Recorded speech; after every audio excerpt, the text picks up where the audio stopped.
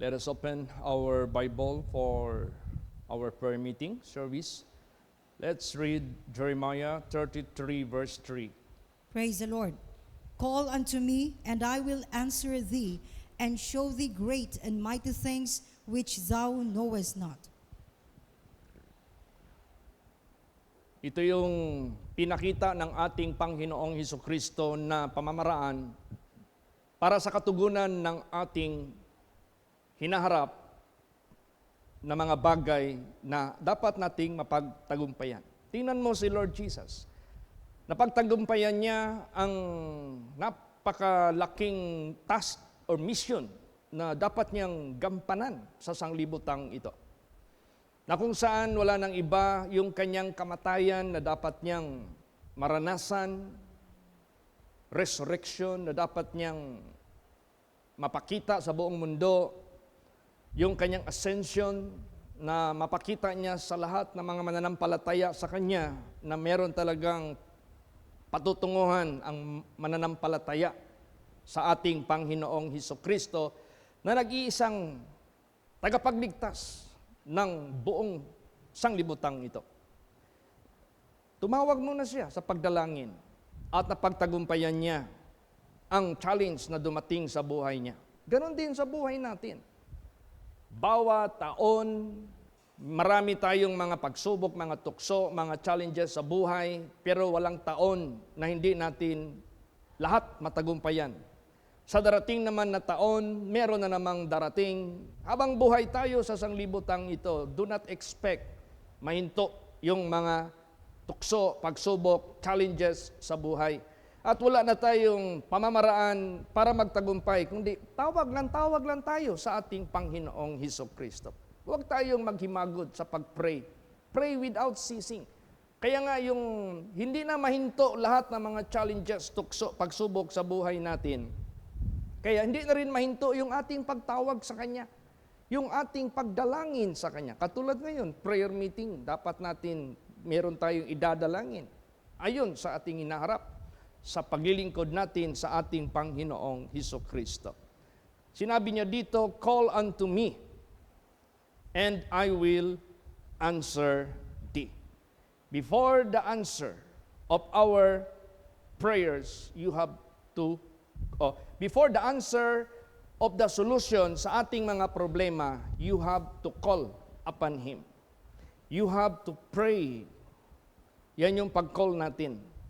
And show you great. Bakit great? Meaning to say, kung may mga problema tayo, He is greater.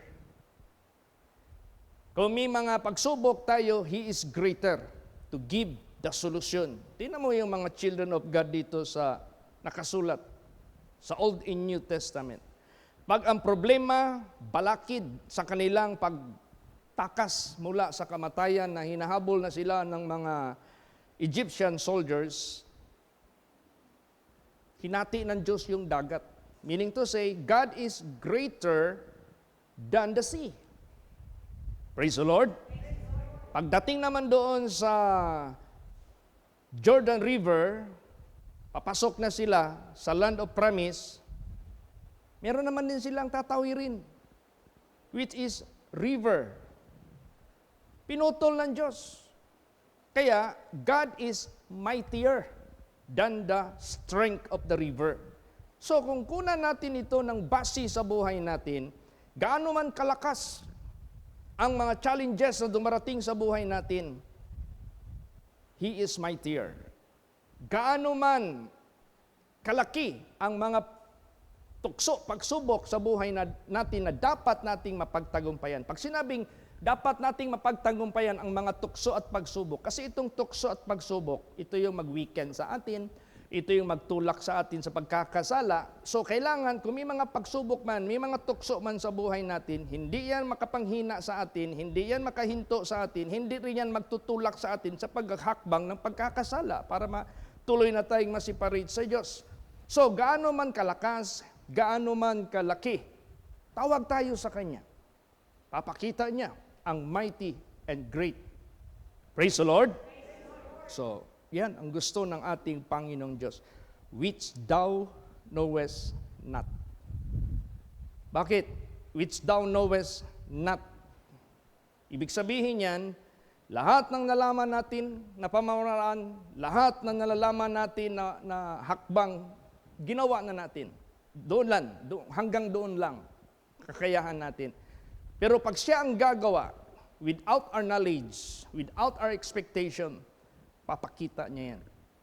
Nag-expect ba ang people of Israel na hatiin yung dagat? Hindi. They never knew. Hindi nila alam yon. Wala silang kinalaman doon. Basta ang sinabi lang ng Diyos sa kanila, stand still and you will see the salvation of the Lord. So ang daming mga ginawa ang Diyos na hindi nila alam. Doon na nila nakita, actual na. Katulad yung Wall of Jericho. Nagbigay na ng instruction ng Diyos. Nagtagumpay sila. Tulad niyong Siege of Samaria. O, di ba? Nagbigay ang Diyos ng instruction, nalutas yung problema nila. Yung atake ng kaaway na si King Sennacherib with his multitude of armies, 185,000. O, di ba? Isang angel lang, di nila alam yun. Lilipulin lahat ang kanilang mga kaaway. Kay Joshua, pag-conquer nila ng Land of Promise, Joshua never knew, never expect na it will take for the sun and for the moon to be stopped para lang matupad yung pangako in one day. Matalo ang lahat ng mga kaaway. Ang dami dito mga, si Silas and Paul, hindi nila alam. By singing and praising God in the prison cell, magkakaroon ng earthquake, mabuksan lahat, at mag-lead pa ng kaligtasan sa prisoner guard. Yung Acts 16:31, doon yun na-establish. Ang dami nating mga hindi alam paano gawin ng Diyos dahil ginawa na natin ang alam natin hanggang doon lang. Kaya lahat ng mga challenges sa buhay natin, tumawag lang tayo sa Kanya and He will answer us. And how He will answer us? With great and mighty things. So walang great, walang strength na manaig laban sa atin mga strength ng problema, strength ng mga tukso, strength ng mga pagsubok. Wala yan. Sasagutin ng Diyos yan with mighty things, with His power. Pero, wag nating kalimutan. See to it, bago tayo tatawag sa ating Panginoong Hesukristo, na prove mo na yung iyong obedience sa Kanyang banal na salita. Bakit? Basahin natin para hindi mangyari itong tanong ni Jesus. Basa, Luke 6:46. Praise the Lord. And why call ye me Lord, Lord, and do not the things which I say? Yan. Imagine that. Binigyan sila ni Lord Jesus Christ ng matawag nating reminder. Siguro itong mga taong ito, tumatawag sa Kanya unworthily. Tumatawag sa Kanya improperly. Tumatawag sa Kanya not worthy. Unworthy nga. Kaya sabi niya, bakit kayo tumatawag sa akin? Panginoon, Panginoon. Hindi nyo naman ginagawa ang aking sinasabi. Huwag mong sabihin nung nagbaha ang mundo, walang tumawag sa Diyos. Walang nakaalaala sa Diyos. Bakit hindi sila niligtas ng Diyos? Bakit hindi nalang binuksan ng Diyos yung arka para papasukin sila? So this is the right word. Na bago ka tatawag sa Kanya, before it's too late, before His judgment, dapat magawa mo na ang Kanyang kalooban, ang Kanyang kautusan. So that if ever you call upon Him, He will listen to you. He will answer you. He will deliver you. O tingnan mo yung gumawa sa inutos ng Diyos, sa pamilya ni Noah. Di ba pinakinggan sila? Anong bagay doon na pinakinggan sila ng Diyos? God saved them. God preserved them. Pero yung mga tao sa labas, who refused to obey the commandments of God, they called, certainly, but they never received the answer from God. Kaya, sa buhay natin, sabihin mo, selective naman ang Diyos. Nagbigay na nga ng warning ang Diyos eh. Nagbigay na nga ng palugit ang Diyos. Kaya nga, grace and truth. Truth to tell you that you are a sinner, that you are not worthy to enter into the kingdom of heaven. Grace, you are given chance to repent and to turn away from your wicked ways. And God is able to make you clean. Yung sinabi sa sa Isaiah 1:18, kahit gaano kapula, gaano kaitim ang kasalanan mo, kaya niyang paputiin. Tapos kung willing ka na and be obedient, matitikman mo the goodness of the Lord. So, salamat tayo sa ating Panginoong Diyos. Habang sumusunod tayo sa Diyos, huwag tayong matakot. Tumawag sa Kanya para tugunin yung ating mga hinaharap na mga tukso, pagsubok sa buhay natin. Ano pa? Yung task na pinapagawa ng Diyos sa buhay natin, that is another challenge. Ang task, hindi naman yan masasabi natin na tukso. Ang task, hindi naman yan masasabi na pagsubok sa buhay natin yan. Hindi. Ang task, that is to be accomplished by us. Kahit gaano kahirap ang task na binigay sa atin, we need prayer. Praise the Lord. Kailangan natin yan ang pray. Basahin natin ang Jeremiah 29 verse 12. Praise the Lord. Then shall ye call upon me, and ye shall go and pray unto me, and I will hearken unto you. Yes. Talagang papakinggan sila ng Diyos. Ganon din sa buhay natin, papakinggan din tayo ng Diyos. Ilan taon na tayo sa paglilingkod kay Jesus? How many problems that are being solved? How many sickness that were being healed? How many temptations that are being resisted? How many trials that are being overcame? Dami na. Hindi na natin mabibilang. So, patuloy lang. Conquering now and still to conquer. Prayer is a must. To call upon Him is a must. With keeping His will, keeping His commandments. Yan ang tandaan natin. Kasi pag hindi natin i-keep ang kanyang commandments na nasulat dito sa banal na salita ng Diyos, prayer is useless. Prayer is denied. No? Shall be denied. Madi-deny talaga yan. Kaya napaka-importante yung ating, para bang magsakay ka ng barko, sakay ka ng eroplano, dapat may ticket ka. Paano ka magkaroon ng valid ticket? Paano ka magkaroon ng confirmed ticket? It must be paid according to the amount that is being stated. You have to pay. Ganun din. Our faith and obedience. Hindi ka naman maka-obey sa Diyos if wala kang faith sa Kanya. What for? Mag-obey ka sa Kanya, hindi ka nga naniwala sa Kanya. What is the reason you are obeying God? Because you believe God. Kaya yung trust and obey, hindi pwede magkahiwalay yan. Si Lucifer, bakit hindi na sumunod sa Diyos? Wala na siyang faith sa Diyos. Saan pala niya nilagay yung faith niya? Sa sarili na niya. So, ganun po. Kaya sa buhay natin, napakahalaga na keep in touch with Jesus. Naka-focus tayo lagi dyan sa Kanya. At tingnan mo yung mga kongregasyon natin saan-saan man. Kahit dito sa Davao, makita mo, maraming napupunta dito, hindi naman membro natin. Pag nagkasakit, nagkaproblema dito, magtakbo. Bakit? Well known dito. Ang lugar na ito na dito sumasagot ang Diyos. Praise the Lord. Oh. Bakit ginagawa nila yan? Dahil well known doon sa bundok. Pag may nakagat ng ahas, hindi naman membro, dinala doon sa holy place. Pag nagkaroon sila ng pagpakinig sa salita ng Diyos, nagpakumbaba, na-avail nila yung pangako ng Diyos. Kasi wala namang pinipili ang Diyos na tao. But there is a certain place He appointed. Praise the Lord. Kaya nga sinabi dyan, He that dwelleth in the secret place of the Most High shall abide under the shadow of the Almighty. Tingnan mo yung pangitain. Maraming inopen sa akin ng mga visions, dreams. Pastor, dumating ang panahon na magkagulo-gulo na ang mundo. Baha, earthquake, grabe na. Usok, Siguro yung gera ba, usok na yan. Pero yung mga holy places ng Diyos, doon nakatuon yung kanyang liwanag. Liwanag. See?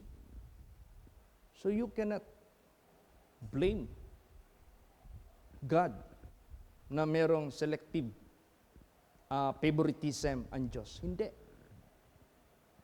Kahit sino, you are welcome. Kahit sino, you're invited by God to humble, to repent, to turn away from your wicked ways and do His will.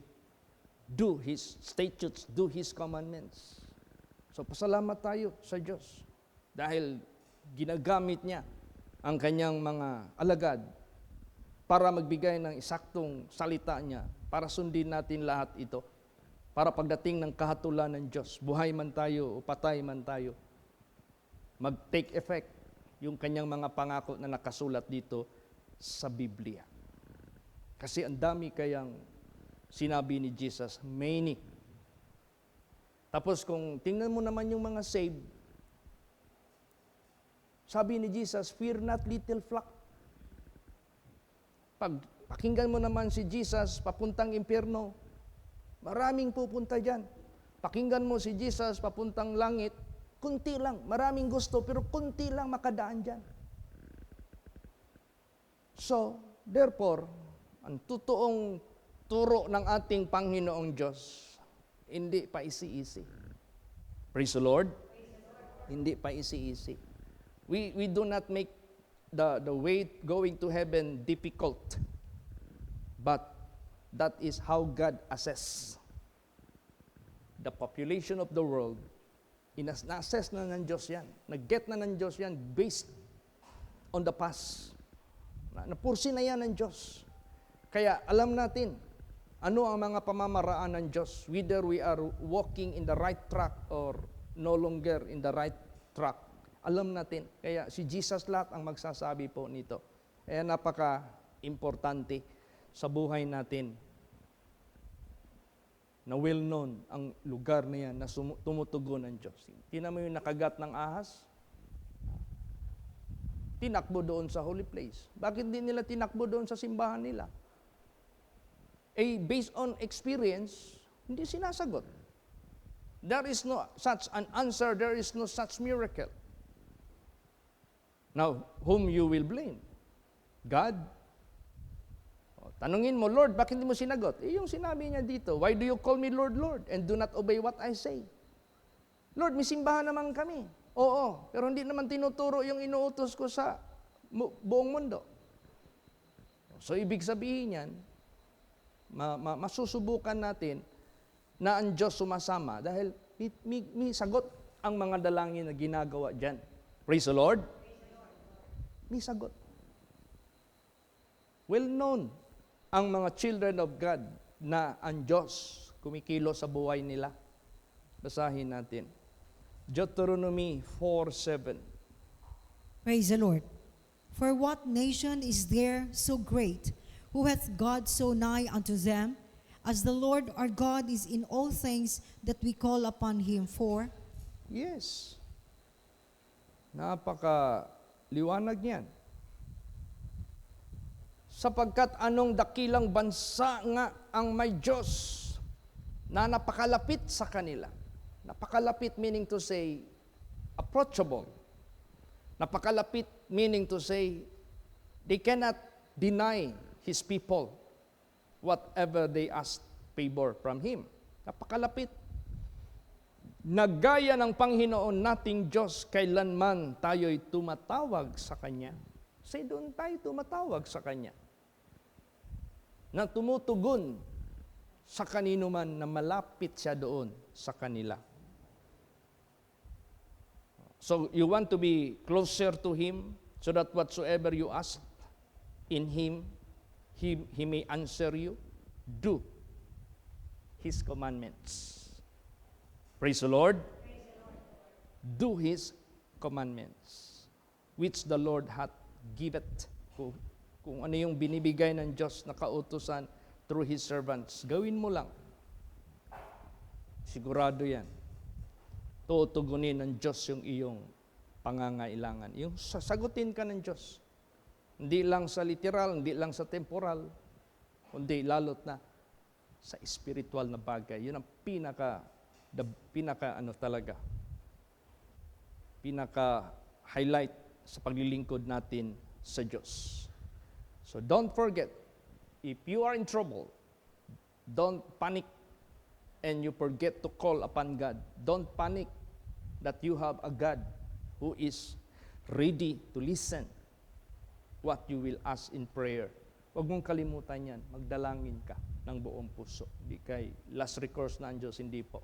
Siya kagad ang lapitan mo. Amen? Basahin natin Psalms 50, verse 15. Praise the Lord. And call upon me in the day of trouble. I will deliver thee, and thou shalt glorify me. Yes. Tumawag kayo sa akin sa araw ng kagulumihanan. Liligtasin ko ikaw, at ikaw ay luluwalhati sa akin. Don't ever forget to glorify God. No? Not to glorify the one whom God used to help you, not to glorify the things that is being used for your deliverance. No. Glorify God. Kasi Kanya ang lahat. He can use everything. Praise the Lord. The glory and the honor must be given to Him. So, deliverance. Ano pa? Basa Psalms 91:15. Praise the Lord. He shall call upon me, and I will answer him. I will be with him in trouble. I will deliver him and honor him. Yan. Alam mo, ang Diyos nagpaparangal din sa Kanyang mga anak. Aside from deliverance, He will honor you. Kapag sinabing honor, that is the state of being successful, victorious, sa naranasan niyang buhay na troubled. Troubled ka, tumawag ka sa Diyos, magbigay siya ng deliverance, bigyan ka ng Diyos ng honor. He will honor you. He will give you the success and the victory in the midst of all of this world. Iba ang dealing ng Diyos sa Kanyang mga anak. Praise the Lord. Pwede niyang hindi magawa sa iba, pero sa iyo magawa niya. Parang panahon ni Noah, nagawa niya sa pamilya ni Noah ang pagliligtas, pero hindi niya kayang gawin doon sa mga taong hindi naniwala sa Kanya. Ganun. Basa pa, Psalms 145:18. Praise the Lord. The Lord is nigh unto all them that call upon Him, to all that call upon Him in truth. Yes. Ang Panginoon malapit sa kanila na tumatawag sa Kanya. At sa lahat na tumatawag sa Kanya in truth. Sa katotohanan. So, ibig sabihin yan, you cannot call upon Him that there is certainty of an answer unless you are truthful to God. Pag sinabing that call upon Him in truth, base yan sa iyong pag-keep ng Kanyang commandments. Yung sinabi dito ni Jesus, "Why do you call me Lord, Lord, and do not obey what I say?" That is already conclusion of Jesus Christ that these people are not calling upon Him in truth. They are not truthful. So pag sinabing tutugunin ng Diyos yung tumatawag sa Kanya sa katotohanan, so ito yung mga taong truthful sa Kanyang statutes and commandments na hinahayag ng Diyos sa Kanyang will, sa Kanyang pleasure, sa Kanyang pag sinabing kinumand niya, that is the righteousness of God, that is the holiness of God, that is the uprightness of God, that is the character of God. Na kailangan kang mag-abide sa Kanya. Kailangan kang mag-submit dyan sa Kanya. Ay, hindi kaya basta-basta yung mga nabago yung mga miyembro natin dito sa Holy Place? Katulad na lang yan pag yung mga babae na magsuot ng palda, hindi na magpantalon. Alam mo si Sister Remy, doon sa Manila, hindi nagsimba ng isang service namin, linggo ata yun, pumunta sa Alabang. Pero hindi ko alam yun. At hindi dumaan doon sa harapan ng bahay namin kasi makikita ko siya magdaan doon kasi mag-preach ako, nakaharap ako doon sa kalsada eh. Bintana lang at saka pintuan ng pagitan. Yung pala, nagtago siya nagpantalon. Para bang violate niya yung preaching based on the Holy Scripture. So kung hindi pa yan utos ng Diyos, walang mangyari sa kanya. As if acceptable kung hindi yan katotohanan. Dumating man ang panahon. 3 araw na pala siyang hindi nakaihi. Pupunta, nagsimba, nagpa-pray. Pastor Bradchit, 3 araw na po ako hindi makaihi. Sa reason. Saan ba ang masakit? Dito. Sabi ko, baka nagkasala yung dito mo. Na-imagine niya yung pag ganun ng pantalo niya. Doon talaga. Ito si Cathy, hiningian ng blessed oil ni Sister Remy. Meron mang lana doon ng uncle ko na lana ng Barangan. Yun ang binigay. Doon. Lalo. Sabi ko, magsisi ka. Humingi ka ng kapatawaran kay Lord. Alam mo dito, lahat ng sinabi na pag chinesen ka ng Diyos, magsisi ka, mamolded ka talaga. Yung doctrine dito na nakasulat sa Bible, actual nagdi-demonstrate ang Diyos. Nagpapakita ng disagreement. Praise the Lord. Pag sumunod naman ang mga anak ng Diyos, nagpapakita din ang Diyos ng approval. Tingnan mo dito sa Bible. Basahin mo yung Bible, Genesis to Revelation. Pag merong inutos ang Diyos at nag-disobey ka, pagpapakita ang Diyos ng disapproval sa iyo, hindi ka tutugunin, disapprove ka. Maging defeat ka sa hinaharap mo na challenge sa buhay mo. Hindi ka tugunin ng Diyos. Kaya nga si King Saul pumunta na lang doon sa sorcerer. Hindi naman siya sinasagot ng Diyos. Disobedient man siya. Ang mga disobedient sa kautosan ng Diyos, nagpapakita ang Diyos ng disapproval. So, nagsisi Sister Remy.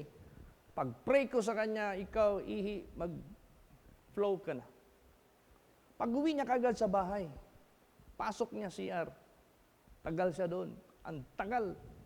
Parang nagbugwak yung ihi. Ang haba, kung pahaba ay ng ihi, siya yung pinakamahabang ihi. Kasi 3 ipon, nag-lock yung bulb sa kanyang pantog. Since then, na-realize niya, God disapproved her because she violated Deuteronomy 22 verse 5. Sumunod na siya. Praise the Lord. Si Sintola, nag-short man, short pants.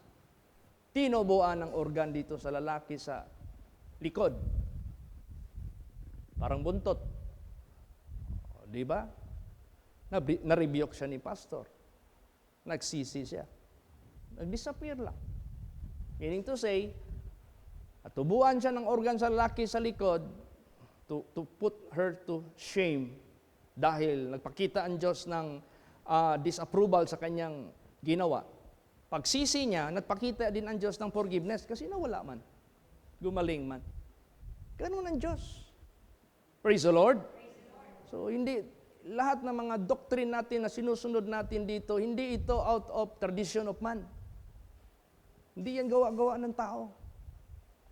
Salita yan ng Diyos. O yung mga angels. Daming experience mga miyembro natin. Pag mag-disobey sila, habang nakahiga sila, tingnan mo yung nag-question si Pastor Baduy. Oo. Nagmurmur man siya dito, wala pang sahig, wala pang ceiling, wala pang walling. Bare na bare ito. Maliit lang ito. John 15 yun. Habang nakahiga siya dyan. Lord, binawalan mo bang kasi kami magtrabaho? Magmaterial? Para makatulong sana kami dito sa pinansyal. Paluin bitaw siya ni Jesus. Bakit? Nabuo ba itong simbahan natin? Nagtrabaho ang mga pastors? Nabili ba natin itong lupa? Nagtrabaho ang mga pastors? Nakaangkin ba tayo ng mga sasakyan na magamit para nagtrabaho ba kami? Pinalo siya ng Diyos. Disapproval yun ng Diyos. Ikaw mag-question ka ha. Hulog siya. Paghulog niya, alam mo, naramdaman niya gaano kalaki yung parang kasing laki ng poste ng Davao Light ang mampas. Hulog talaga siya. Paghulog niya ngayon, gumapang siya. Actually yan, hindi yan panaginip.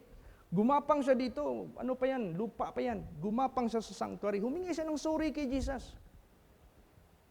Kung hindi niya ginawa, kung gaganon yung ulo niya, pisain, patay siya. Kaya nga sinabi dyan God is terrible in His holy places. Praise the Lord. Terrible ang Diyos. Hindi basta-basta. Kaya yung mga prayers natin, tinutugon ng Diyos yan. Habang sumusunod tayo sa Kanya, basta tumawag ka sa Kanya. In truth, sa katotohanan. Ganun ang So lahat na sinabi dyan sa banal na salita, kung palo ang pinag-uusapan, nandito. Kasi ang Diyos natin pumapalo. Mahal tayo ng Diyos I chasten you because I love you. Repent therefore and be zealous. Hindi kay pinalo ka, mag-rebuildi ka. Pinalo ka, hindi kay mag-rebuildi ka at manghina ka. Hindi. Ang instruction ng Diyos, pinalo kita dahil mahal kita. Be zealous. Anong be zealous? Maging masigasig ka. Mahal kita. Yan ang gusto ng Diyos. Yan ang katotohanan. Pasalamat tayo sa ating Panginoong Diyos. Ako, unang experience ko sa Holy Place, palo. Kanta ako ng wordly. Nagpaalam ako kay Pastor, attend ako ng Jamboree, National Jamboree. First time in my high school life. Pinirihan ako ni Pastor. Punta ako doon. Hindi man ako kasali sa activities. Ginawa man kaming staff, one of the staff. Tinraining kami dyan sa UM, may tower dyan sa UM. Gitrain kami dyan, paano mag-operate ng handheld radio. Q5S9, gimemorize namin yung A to Z na code. Alpha, Bravo, Charlie, Henry. Lahat yan hanggang Z, hanggang Zebra. Lahat ng mga coding, Q5S9, loud and clear. Mayroong kung ano yung gaano ka-clear, yung clarity niya, magbigay ka ng rating. O pag Jamboree, hindi kami kasali sa activity. Doon ako nag-operate ng radio. Nag-awit man ako doon ng hilig kong awit na wordly. Nabingi ako. Hindi ko alam bakit nabingi. Punta ako doon sa clinic. Lagyan ng gamot, yung drops. Lalong nag-worse. Parang may umaalon doon sa ilalim. Sakit ang ulo ko. Pag 2:00 ng madaling araw, lumuhod ako. Naalala ko yung sabi ni Pastor, 2:00 magluhod kayo, mag-pray kayo. Luhod ako. Humingi ako ng tawad kay Jesus. Tapos biglang ganon sa isip ko, pinalo kita dahil umawit ka ng hindi akin, strange song. Ang inutos ko sa inyo, spiritual song and hymn song. Huwag kang umawit ng worldly songs. Nag-repent ako. Bigla lang nawala ang aking sakit sa tainga. Doon ako nag-wonder, what is the place I reach? Ano itong lugar na narating ko? Doon na. Pag-preach ni Pastor, doon ko na naintindihan lahat. how God will bless His people, will mold His people. Praise the Lord. Kung paano niya tayo i-mold, paano niya tayo. Kaya, call upon Him in truth. Tapos, huwag tayo matakot. Habang ga-increase yung challenges, huwag kang matakot. Kasi wala mang makahigit sa Kanya kasi. There is no such thing that will exceed God. There is no such thing that will be greater and stronger than Him. Pag nandyan tayo sa Kanya, sigurado yan, basahin natin. Ephesians 3:20. Lord, now unto him that is able to do exceeding abundantly above all that we ask or think, according to the power that worketh in us. See? The kingdom of God is not in word, but in power. There must be a demonstration, there must be a performance of power of God. Meron talagang, yun lang naprehan yung mama ni Sister Mabel. Kung hospital ang pag-usapin, pakinggan mo ayon sa examination nila sa medical, kailangan urgent malagyan ng clip yung ugat niya dito. It might burst. Pero sa prayer, lagutok lang ang solusyon. Luto lang gihimo ni Jesus. Pag ganun, sabi ko, Nay, ano mo nga yung leeg mo after the prayer. Sabi niya, naglaguto man. Gumaan naman. O hanggang ngayon. Wala nangyari sa kanyang aneurysm. Greater ay ipapakita ng Diyos. Praise the Lord. Mas dakila ang magagawa. Now unto Him that is able to do exceeding abundantly above all. Imagine that. Not above some. Not about few. Not about selected. No, above all that we ask or think. Lalampasan pa niya yung ating hinihingi at yung ating iniisip. Mag-exceed pa. Susubrahan pa niya para ipakita niya sa atin na okay mabahala. I am greater. There is no above me, sabi ng Diyos. There is no above Him. So, above all that we ask or think, according to the power that worketh in us. Di ba sabi lagi sa preaching dito? Holy place or sanctuary or church without the covenant of God that is being found inside, without the holy vessels of God that must be brought inside, the church will become as museum. Alam mo yung museum? Pasok ka ng museum, maramdaman mo yung spirit ng patay. You can feel the spirit of death. Kasi mga may-ari niyan, puro patay na eh. Dinisplay na lang yung mga gamit nila for exhibition, for memories. Ganon ang mangyari sa simbahan. A place of dead. Ang Bible, maging ano na lang ito, history. Pero, pag ang sanctuary, nandyan yung covenant, Ark of the Covenant, nandyan yung holy vessels, yung power ng Diyos, mismo personal sa life mo, kikilos ang Diyos as a clean vessel, as a holy vessel. Amen? Praise the Lord. Tapos yung lahat ng mga pumupunta dito, magpa-pray, maniwala sa salita ng Diyos, yung covenant ng Diyos, temporal and eternal, mag-take effect yan sa mga tao. So, according to the power that worketh in us. Kahit punuin mo pa ito ng bombilya, kung walang power na magdaloy sa ating mga connections na kurente na naka-connect dyan, hindi yan mag-ilaw. Ganon din sa ating buhay. Pag hindi mag-work yung power ng Diyos in us, useless. Kaya, patuloy tayo mag-pray. Amen? Praise the Lord. O saan ngayon niya gagawin yung covenant niya? Basa. Psalms 25:14. Praise the Lord.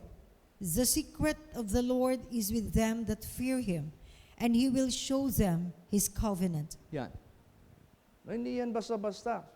Yung covenant ng Diyos, hindi yan basta-basta ipapakita na lang kung kailan, kung kanino-kanino, hindi. Meron siyang direksyon. Para bang mag-hire ka ng mga empleyado, hindi ka naman basta-basta lang mamulot na lang dyan kung sino-sino. Hindi ka mag-ask ng NBI, hindi mo pala alam, ilang beses na yan gumawa ng kalokohan, tapos gi-hire mo, bibiktimahin ka pala. Ang Diyos pa kaya? Praise the Lord. The secret of the Lord is with them that fear Him. What secret is that? His riches, His glory, His righteousness, His kingdom, His promises. Bakit secret ito? Because of the unbelief of the people, this is being hidden. Satan, the God of this world, who blinded them, binulag sila. Kaya naging secret. Ma-open lang itong secret na ito doon sa kanila may takot sa Kanya. Godly fear ang ibig sabihin nito. Praise the Lord. Kasi kung basahin mo yung Bible, si Satanas may takot man din sa Diyos. Pero hindi godly fear. Di ba? Thou believest that there is only one God. Thou doest well. Even Satan believe and tremble. Kaso, yung kanyang takot na nanginginig siya, hindi godly fear. Because he knows he will be punished. Pero hindi siya gumawa ng hakbang na karapat-dapat. Surely the Lord, last verse, pakibasa. Amos 3:7. Praise the Lord. Surely the Lord God will do nothing, but He revealeth His secret unto His servants, the prophets. Yan. Praise the Lord. Tingnan mo yung di naniwala dito sa atin ng vision, ng dream, tsaka prophecy, di ba? Humiwalay sa holy place. Si Dondon. Kung meron kayong account ni Dondon, tingnan nyo. Tingnan mo mga membro nila. As in, wala na. Wild. Wala na. Balik na sila lahat. Yung old things are passed away, nabalik. Yung new things na dapat makita, godliness and righteousness based on the Holy Scripture, natabunan. Napalitan ng pilosopo na theology. Kisyo ang Diyos daw, hindi naman daw tumitingin sa labas. Sa loob man pala tumitingin. Tama man yun. Bakit? Madala mo si Jesus maghaba ng puti na damit, tapos mahabang buhok, madala mo si Jesus, tapos doon sa bahay mo, nakikipag-fornicate ka, nag-commit ka ng adultery, nagnakaw ka. Do you think sa panglabas mo, maka-escape ka sa wrath of God? Hindi. Yan ang ibig sabihin ng Diyos. Praise the Lord. Pero kung merong mga panglabas na inuutos ang Diyos, gawin mo. Panglabas yung clothing, panglabas nga yan eh. Gawin mo kasi nakikita ng Diyos yung action mo based on His commandments. So ano nangyari kay Dondon? Doon sila nagsimula. Kasi yung nanay niya, yun ang nag-pronounce, hindi ako maniwala ng prophesying, hindi ako maniwala ng dream, hindi ako maniwala ng vision sa holy place. Kinonvince niya si Dondon ngayon. So lahat ng instruction ng Diyos dito, non-effect sa kanya. O, ano nangyari? Kaya kung mas holier sila ngayon, maglipat tayo sa kanya. Hindi man. Worst. Mga membro niya, naging lasinggo na. Wala na. Kaya ganun. Kaya sa buhay natin, bakit scriptural ba yung dream? Scriptural ba yung prophet? Nasa Joel chapter 2 yan. Pag ang kongregasyon nandyan yan, ibig sabihin niya, nandyan yung holy vessels. Pero kung hindi mo yan nakita sa labas ng holy place, kaya hindi ka maniwala ng ganon, ibig sabihin yan, that is already logic. Walang holy vessels doon. Kaya hindi makaano yung Holy Spirit. Ang nandoon lang yung handa barandilya. Yan naman ang ano nila, handa barandilya. Lahat mag-anontang. Sino man makagawa niyan? Pero yung mag-reveal kung anong masamang espiritu, kung hindi yan galing sa langit, makita mo ba yan? Praise the Lord. Yung mga pinapapursi ni Jesus sa unahan, na makita niya yung mga pastors, mga membro na mag-disobedient, tapos ni-reveal niya as warning para maalarma, para mag-ingat. Di ba yung testimony ni Pastor Alan, may nanaginip sa kanya, huwag ka magsama-sama kay Edwin. Nagkukonbinsi pala si Edwin sa kanya, lalabas sa holy place para mag-asawa. Anyway, mag-pastor man din sila. Sige, pastor ka nga. Pero anong gawa mo? Against na sa batas ng Diyos na tinuturo mo. Mabuti, may panaginip. O kaya ganun. Masalamat tayo sa Diyos. Doon niya nire-reveal yung secrets eh. Praise the Lord. Surely the Lord God, this is not idol. This is not human-made God. Surely the Lord God will do nothing, but He revealeth His secret unto His servants, the prophets. Prophets. The individuals whom God entrusted to reveal His revelation. Yan. Indication niya na holy vessels. Pero mag-ingat, kay magsingit ang masamang espiritu. Makapi ni Satanas yung gifts. Hindi niya makapi ang gift of the Holy Spirit. So be careful tayo. Praise the Lord. Not all that preaches speaking led by the Holy Spirit. Kaya nga sabi diyan sa salita ng Diyos, try every spirit. God gave us the wisdom. Try every spirit, whether that is of God or not. Paano mo malaman that is not of God or that is not of God? Dahil different sa original na sinasabi sa salita ng Diyos. Twisted ba? Twisted. Or kung ano yung turo ng opinion ng tao, yun gusto nila ang Word of God mag-conform sa wisdom of men. Kaya nga sabi nga ni Paul, my speech and my preaching was not with enticing words of man's wisdom, but in the demonstration of the Spirit and of power, so that your faith should not stand in the wisdom of men, but in the power of God. Kaya, kailangan. You must be filled with the Holy Spirit. Yung indikasyon ng Holy Spirit, hindi yung magkirig-kirig ha. Karamihan ngayon, basta simbahan na walang magkirig-kirig, wala na yung Holy Spirit. Saan ka makakita niyan sa Bible? Ang magkirig-kirig lang dito sa Bible, yung mga demon-possessed. And once Jesus cast the demons, they become calm. They become normal. O, di ba nangyayari yan dito? Pag may mga demon possessed pupunta, magkisi-kisi yan. Takot na takot yan magpunta dito. Pero once maprehan, makalma sila. Ganun man exactly what Jesus made example. Hindi kayo magawa ka ng sariling version para mga tao kumbinsihin mo na, itong simbahan namin, kumikilos ang Holy Spirit dito. Tingnan mo. Tumba ka agad. Tingnan mo yung mga tao dito, magkisi-kisi. Hindi man yung manifestation ng Holy Spirit. Praise the Lord. Look at Jesus. Look at His disciples.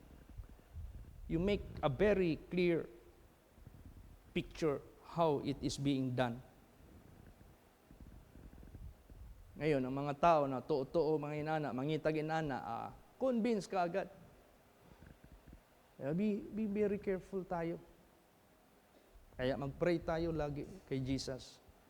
Whatever hinaharap natin ngayon sa mundong ito, let us keep on calling upon God.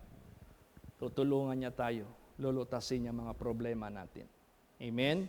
So, do not forget to include our trip tomorrow morning to Arakan, Katindo, Arakan. Nakaloaded na yung mga materialis dyan na gamitin. plus with a skilled worker na kinakausapan ko, si Pastor Judy, kasi church naman ito, hindi naman ito commercial na lugar. Church ito, allowed ang mga pastors na magtulong, kahit sa Bible, nagbibuild yung mga priest dito ng temple. Amen? Praise the Lord. So, please pray for our protection, everything. Makabisit din ako doon. Overnight din ako doon. One night, balik agad ako dito.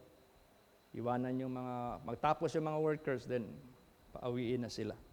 Then, i-pray natin ang Matalam congregation na binigyan lang kasi sila ng July 15, palugit. They had to vacate the place where our dwelling, yung pastor natin doon, Pastor June. Kanina, kinausap ko si Brother Lito. Kasi sabi niya, Pastor, paggamit mo lang sa holy place yung property ko doon. National Highway. So sabi ko, sige. So kanina, nagpersonal ako.